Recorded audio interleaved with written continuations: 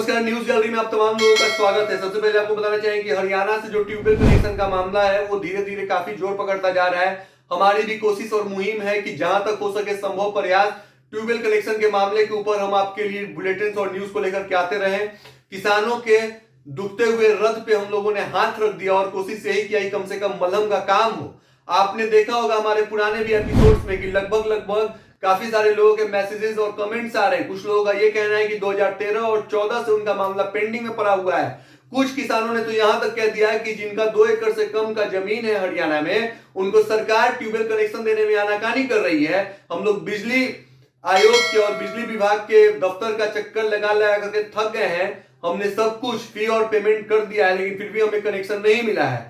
सोचना और समझना चाहिए कि जिस तरीके से हरियाणा में किसान हताश, निराश, नीरस, बेचैन, व्याकुल है, और इसके बावजूद अगर मनोहर लाल खट्टर ये बयान देते हैं कि हरियाणा में सब कुछ ठीक है, 2 दिनों की मूसलाधार बारिश के दरमियान दिल्ली डूबता है, ड्रेनेज सिस्टम सही नहीं है, खट्टर साहब इस पर तंज कसते हैं कि अगर केजरीवाल से दिल्ली न संभल रहा हो तो कम से कम वो इसे हरियाणा को सौंप दे, हम दिल्ली को भी संभाल लेंगे। खट्टर साहब को यह बयान देने के पहले सोचना चाहिए था कि आपके प्रदेश में किसान किस तरीके से बदहाली की जिंदगी जी रहे हैं। 3 कृषि कानून को लेकर के प्रोटेस्ट कर रहे हैं, आपकी पुरजोर विरोध की जा रही है, आपकी नीतियों का खंडन किया जा रहा है।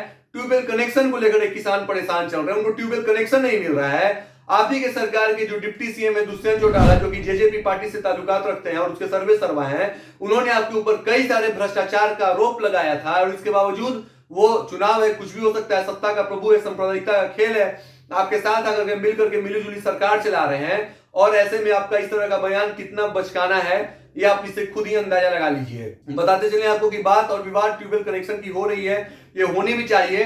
काफी सारे किसान हताश, निराश और परेशान हैं। परेशान इस बात के लिए है कि 2013 और 14 में उन लोगों ने सबसे पहले अपना फॉर्म फिल किया था और पेमेंट भी कर दिया था, लेकिन उसके बाद उनको ट्यूबवेल कनेक्शन अभी तक नहीं मिला है। पिछले 8 साल हो चुके हैं, 8 सालों में से न जाने ऐसे कितने किसान हैं जिनको ट्यूबवेल कनेक्शन नहीं मिला है।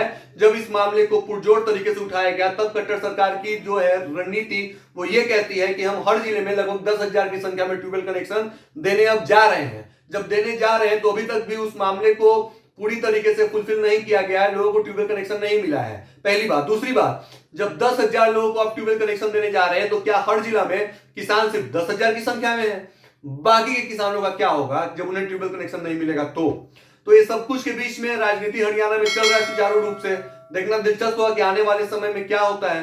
किसान इस तरीके से व्याकुल और बेचैन है, कहीं ऐसा ना हो कि खट्टर सरकार को फिर से इनके गुस्सों का सामना करना पड़ जाए। कार्यक्रम अच्छा लगे तो लाइक शेयर सब्सक्राइब जरूर करें। धन्यवाद।